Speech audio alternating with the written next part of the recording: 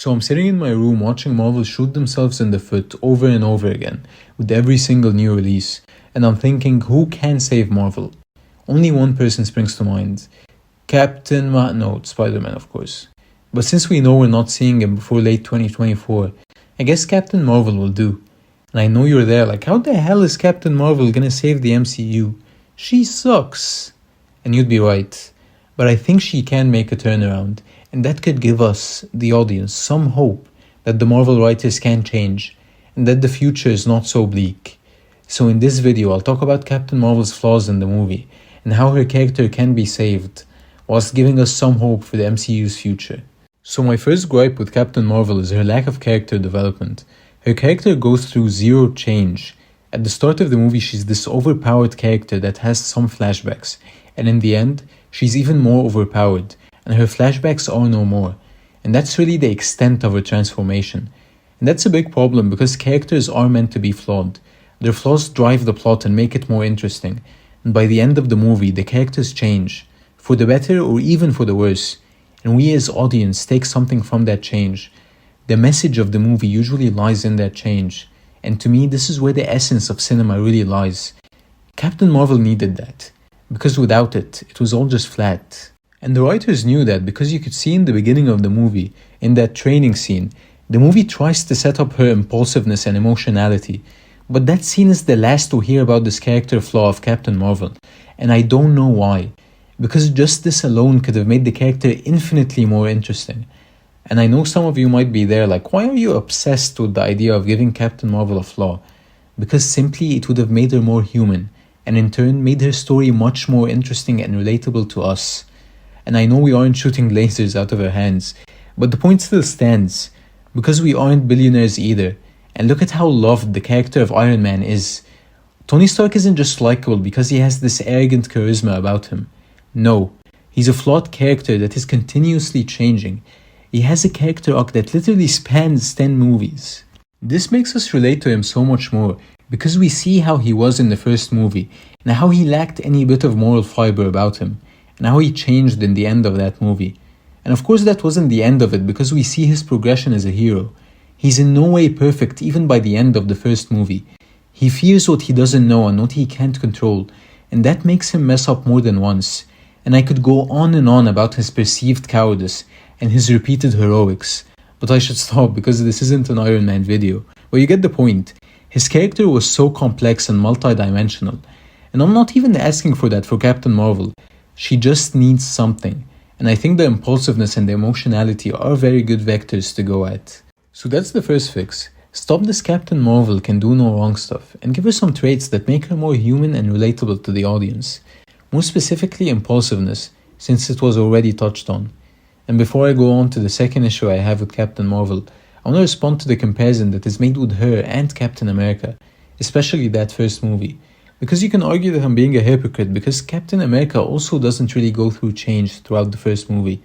But that isn't even true because he does go through change. Maybe not Tony Stark level change, but he still does. Captain America isn't perfect throughout the movie. In the beginning of the movie he's physically weak, but still fearless. He's portrayed as this underdog which everyone can relate to and roots for. And then we see him getting the serum, and when he does, he gets caught up with his new super soldier image and becomes a circus act, and forgets the real reason he joined the army. And then there's his relationship with Peggy, which was also very interesting and humanizing because even as this super soldier, he's still that wimp that doesn't know anything about women. All of this makes Captain America much more relatable to us, the audience. So the comparison of Captain America in the first movie with Captain Marvel that I see constantly brought up is completely invalid in my opinion.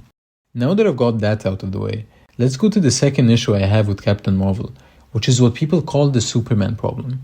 She's just too overpowered. Never do you get the feeling that she's in trouble, and this alone makes the movie boring because the action sequences which make up half the movie are completely useless. And this isn't a problem with any other powerful hero, because we can take Superman himself as an example, and you see that although Superman is Superman, he still has a weakness, kryptonite, which makes him vulnerable. Superman also has very powerful villains that challenge him. Now tell me, what is Captain Marvel's weakness? She has none. And this goes back to the real problems of writers trying to create this powerful, flawless, morally superior character, which no one wants to see. And before I get to the final fix, I want to pose a question. Is it that Marvel can't write female characters? I don't think so, because look at Scarlet Witch, look at Gamora, or even look at Black Widow. All of them are powerful, but they're also interesting characters with flaws and weaknesses. Scarlet Witch is broken by Vision's loss, and went a little bit insane to put it lightly. Gamora was such a complex character because you can see that this ruthlessness and coldness was just a front. Being grazed by Thanos made her put up this barrier to everyone else, and be the way she was to survive. And it was so interesting seeing how the Guardians, mainly Quill, made her open up. It made her character and the movie brilliant. And even Black Widow, maybe her movie wasn't the best, but her past made her a broken and complicated person, and that affected her decision making and interactions with the rest of the team. And I'm not just talking about her interactions with Hulk. If you know, you know. So my point with all of that is, Marvel can definitely write great female characters, but the real question is, do they want to? Or would they rather just keep making male characters like Thor and Hulk, bumbling buffoons, while making female characters invincible, emotionless robots? So after this rant, here's the final fix. I know that the Marvels is coming up and the plot of the movie is already revealed, but I still want to give you my ideal plot. In the beginning of the movie, the Marvels will be in trouble and will need Captain Marvel's help, only to discover that Captain Marvel has lost her powers, and that she's developed a bit of a drinking problem, which is sorta canon by the way. So anyways, we will see Captain Marvel be the semi-broken character at the start of the movie, as she has lost her identity completely after losing her powers. But although she is hesitant to join the Marvels at the start, her sense of duty and morality bring her to the team. And here we see her in a different light, not as this invincible hero, but we see her mentoring her biggest fan, Miss Marvel, and basically being the Tony Stark to Miss Marvel's Spider-Man. To me, that would be such an interesting direction to go for the character, because firstly you'd be solving the Superman problem, but more importantly, you'll solve the no character development problem, in that we will see Captain Marvel be vulnerable, and see how she deals with losing her powers, while simultaneously being thrown in a mentoring role for this character that looks up to an idealized version of her, that in Captain Marvel's mind doesn't even exist anymore.